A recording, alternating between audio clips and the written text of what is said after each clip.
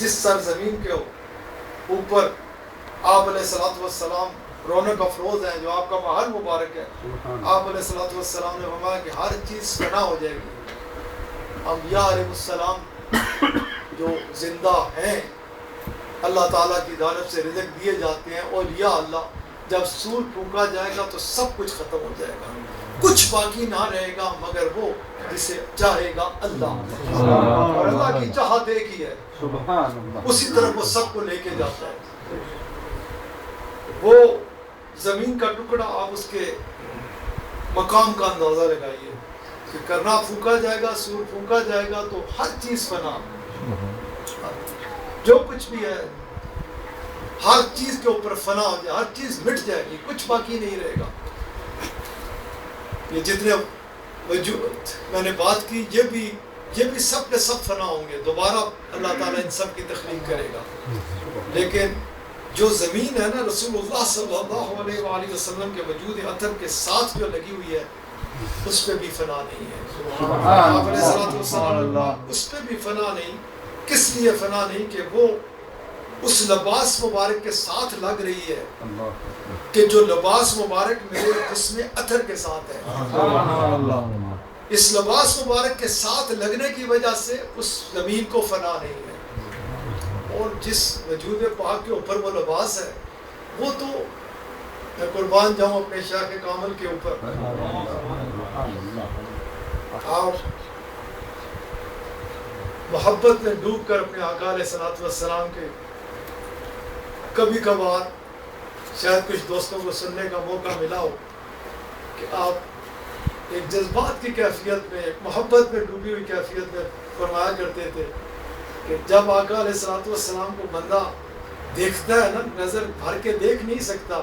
لیکن اگر کوئی گمان کرنا چاہے نا کہ آپ کو آمد پاک کو، آپ کی پیدائش کے بعد کتنا عرصہ، تو کوئی یہ نہیں کہہ سکتا کہ 25 سال سے 1 مہینہ بھی آپ کی عمر اوپر ہوگی، پور شباب۔ اب اس خوبصورت شباب کے اوپر یہ وہ اعلیٰ وارفہ ہستی ہے کہ کسی قسم کا، جیسے غلاموں نے عرض کی نا کہ آپ ہر عیب سے پاک ہیں۔ سبحان اللہ۔ آپ پتہ ڈر ہے، بندہ کو ڈر لگ پڑتا ہے، بندہ چک جاتا ہے، بندے جو طاقت نہیں رہتی۔ رسول اللہ صلی اللہ علیہ وآلہ وسلم ہر ایک کے اوپر فنا ہے، اور آقا علیہ الصلوۃ والسلام کے اوپر فنا نہیں ہے۔ کہ علماء بات کرتے ہوئے کہتے ہوتے ہیں کہ ایک وقت آئے گا کہ رسول اللہ صلی اللہ علیہ وآلہ وسلم کا ذکر رہ جائے گا اور اللہ کا نہیں رہے گا۔ میرے شیخ فرماتے ہیں ایسا نہیں ہے،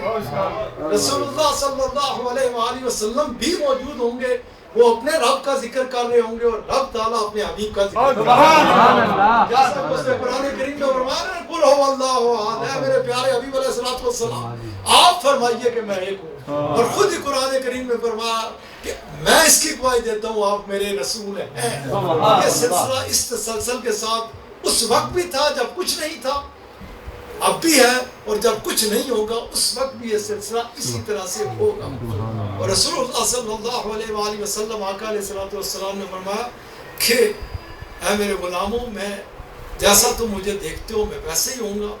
ہر چیز کی تخلیق میرے پیروں کے نیچے سے اللہ تعالیٰ نے، جیسے بھی قبلہ پروفیسر صاحب نے فرمایا نا، یہ آقا علیہ الصلوۃ والسلام کا فرمان مبارک ہے کہ اس دن لواء الحمد جو ہے نا، تعریف کا جھنڈا کسی کے ہاتھ میں نہ ہوگا۔ تعریف کے جھنڈے کی یہ آقا علیہ الصلوۃ والسلام خود فرماتے ہیں کہ اس دن اگر لواء الحمد، تعریف کا جھنڈا جو ہے اگر ہوگا تو میرے ہاتھ میں ہوگا، اور ہر کوئی ہوگا تو میرے پیچھے ہوگا، اور ہر ایک کو اللہ تعالیٰ اکٹھا کرے گا تو میرے پیچھے اکٹھا کرے گا، اور ہر ایک کو نکالے گا تو میرے قدمین شریفین کے نیچے سے نکالے گا۔ آپ فرماتے ہیں سب سے پہلے انبیاء علیہ السلام نکلیں گے، پھر جنت البقیع والے نکلیں گے، اس کے بعد سارے نکلتے چلے آئیں گے۔ رسول اللہ صلی اللہ علیہ وآلہ وسلم، میں اس حدیث مبارک کی طرف آتا ہوں، 10 بج گئے۔ میں نے یہ اس لیے بیان کی کہ پہلے یہ سمجھانے کی خاطر کہ غلام، انہیں تو اپنے آقا علیہ الصلوۃ والسلام کے علاوہ نہ کبھی کچھ نظر آیا، نہ کہیں کچھ دیکھتے تھے۔ ان کی تو ذہن میں ایک ہی چیز ہوتی تھی کہ بادشاہ علیہ الصلوۃ والسلام، اور اس حدیث مبارک میں پروفیسر صاحب وہ یہی باہم آپس سے بات کر رہے تھے، جسے بالکل علماء کرام اکثر و بیشتر، زیادہ تر، انتہائی ایسے طریقے سے بیان کرتے ہیں جو اس دربار پاک کے ساتھ جاتا ہی وہ تو بے پناہ بلند و بالا دربار پاک ہے، حد سے بالا شانوں والا۔ وہ یوں تھا کہ غلام بیٹھے ہوئے تھے اور اپنے آقا علیہ الصلوۃ والسلام کی محبت میں، اور یہ بھی ایک نقطہ کر لیجئے گا، لوگ کہتے ہیں کہ یہ میلاد پاک آپ لوگوں نے شروع کر دیا، اس کی کوئی مثال دو اس وقت سے، ان سے کہو کہ ہمیں کوئی ایک مثال ایسی دے دو کہ غلام اکٹھے ہوئے ہوں اور انہوں نے میلاد پاک بیان نہ کیا، چیلنج کر دو،